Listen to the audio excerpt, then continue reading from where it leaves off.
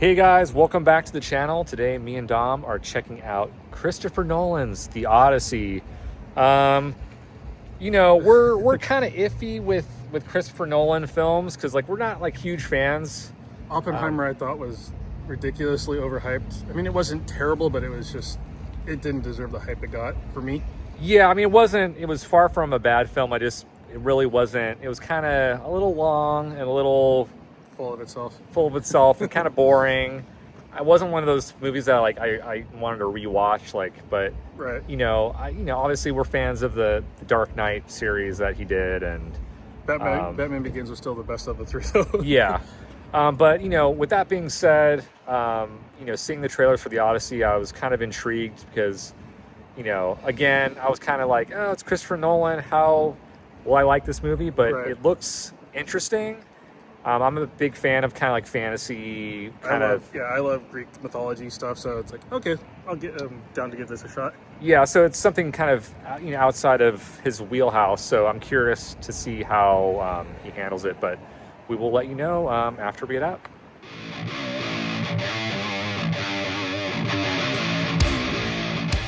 Well, we just got out of the Odyssey. Dominic, what did you think? It was long, but I expected that. I enjoyed it overall, but it was kind of uneven. I'm kind of wondering if the ending kind of uplifted it a little bit more than I expected, but it wasn't bad. Yeah, I mean, I was a little bored. I'm going to be completely honest. There were points in the movie where I was like, how long is this movie? Especially towards kind of what I thought was the end of the movie. And then it just seemed like there was another 45 to an hour or something. I knew going in it was going to be a long movie. I mean, obviously runtime, but just I've known the stories, and it's been a while since I've refreshed on it. So some of the stuff kind of came back to me, but yeah, I knew it was going to be long, and it is kind of a long story, but yeah, I'm not kind of, yeah. Yeah, I mean, again, it's just the Christopher Nolan style of making films. He does a lot of scenes kind of switch over really quickly. Yeah, there was definitely a lot of that whole, it's definitely not a linear movie. It's going back and forth in time. Yeah. So, which is kind of the thing that's gotten annoying for me, especially since Tarantino does it so freaking much. Yeah, well, with Tarantino, he kind of, it's paced a lot better. Yeah, it's paced. This one, and it was also the accents were kind of jarring. Because, I mean, I don't mind using the actors' actual accents, but then you have, so many different styles. Robert Pattinson not using his British accent, and then you have Tom Holland not using his British accent.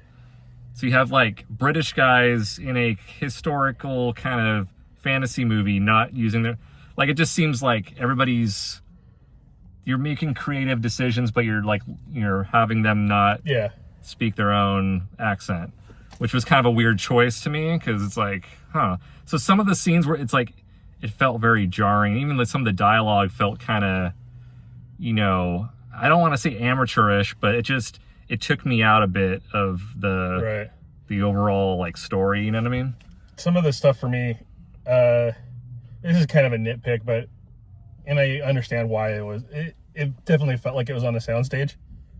Yeah, it was kind of echoey. Yeah, and then, well, even I won't get into what particular scenes that is just oh, that's totally a soundstage, and kind of it's not so much that it looked bad, it just kind of took me out of it for a minute, which is kind of disappointing.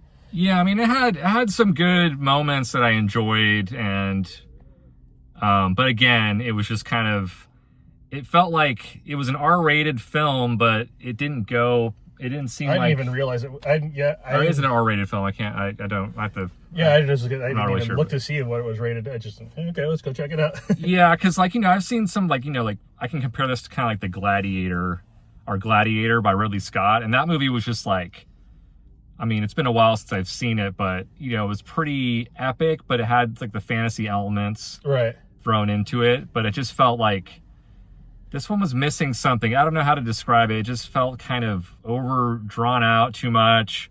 Yeah. You know, again, I'm not really familiar with the story, so I know the whole Trojan horse thing and like the Cyclops and all that stuff. But yeah. It's just kind of goes back to the whole thinking man's Michael Bay. Yeah, I mean, you know, I hate to say it, but can directors be overrated? I mean, there are overrated. Yes. Like, I don't know if he's, because, you know, obviously there's a lot of success in his films financially. Yeah. But maybe it's like this like hive mind of like, you're going into this film thinking that it's good because it's Christopher Nolan. Yeah. But not really being critical of what you're being shown. And I just feel kind of like he's pretending, it almost feels like he's pretending to be like this Artur. Yeah, a filmmaker like a Stanley Kubrick or something, and it just, he doesn't, it feels kind of hollow. Yeah, it feels very surface level, and you know, I'm gonna probably get burned online for my view on it, but have you guys seen it? Let us know in the comments. But I don't know if, like, do you want to do a review, or do you know? Okay, yeah, we'll have a review up in a few days, but until then, we will catch you next time. Peace.